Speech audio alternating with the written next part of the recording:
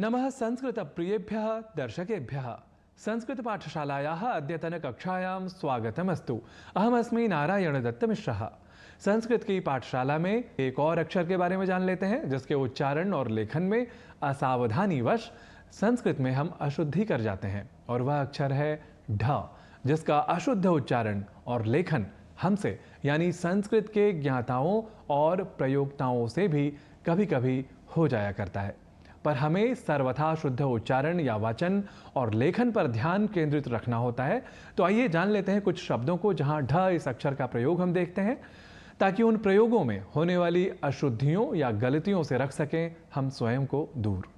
हम सभी एक शब्द विशेष का प्रयोग करते हैं, वह शब्द है दृढ़, जिसका विशेषण के रूप में तो हम खूब प्रयोग किया करते हैं, जैसे दृढ़ संकल्प, दृढ़ विश्वास, दृढ़ कथन। पर हम अक्सर कहते हैं दृढ़, दृढ़ संकल्प, दृढ़ विश्वास, दृढ़ कथन आदि आदि।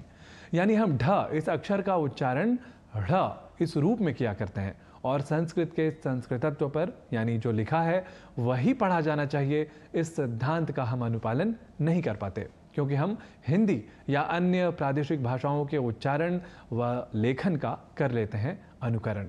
और हमें यह जान लेना चाहिए कि दृढ़ यह शब्द मूलतः संस्कृत शब्द ही है, अतः इसका उच्चारण दृढ़ न होकर दृढ़ इस रूप में ही किया जाना चाहिए। ऐसे ही शब्द है रूढ़ या आरूढ़, जिसे हम बोल और लिख जाया करते हैं रूढ़ और आरूढ़ के रूप में। आइए कुछ और उदाहरणों पर कर लेते हैं दृष्टिपात और जान लेते हैं कि हम कैसे अशुद्ध उच्चारण व लेखन उन शब्दों का भी कर जाया करते हैं। कुछ शब्द हैं मूढ़, विमूढ़ और किंग कर्तव्य विमूढ़। किंग कर्तव्य विमूढ़ अर्थात क्या करें क्या न करें, इस विषय पर जब बुद्धि काम न करे, ऐसी दशा वाला मनुष्य। तो हम इन शब्दों के उच्चारण व लेखन इस तरह किया करते हैं, मूढ़, विमूढ़ और किंग कर्तव्य विमूढ़। ऐसा ही एक और शब्द है संस्कृत की दृष्टि से विशेष, ऊढ़ अर्थात जिस लड़के का विवाह हो चुका हो। इसके उच्चारण में भी इसी ढ को ढ़ बोलने और लिखने की दुष्प्रवृत्ति हमें दिख जाती है, यानी ऊढ़ कहना हो तो हम बोल और लिख जाते हैं ऊढ़। और तो हमने जाना कि ऊढ़ इस शब्द का प्रयोग हमें नहीं है करना, क्योंकि यह है अशुद्ध।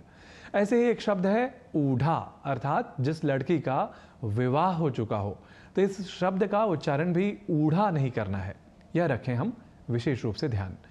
तो संस्कृत की कक्षा में, संस्कृत उच्चारण की कक्षा में आज के लिए इतना ही। हम अगले दिन पुनः उपस्थित होंगे आप सभी के समक्ष किसी और विषय को लेकर। तावत् अनुज्ञापयन्तु भवन्तः मां पुनरागमनाय। नमो नमः।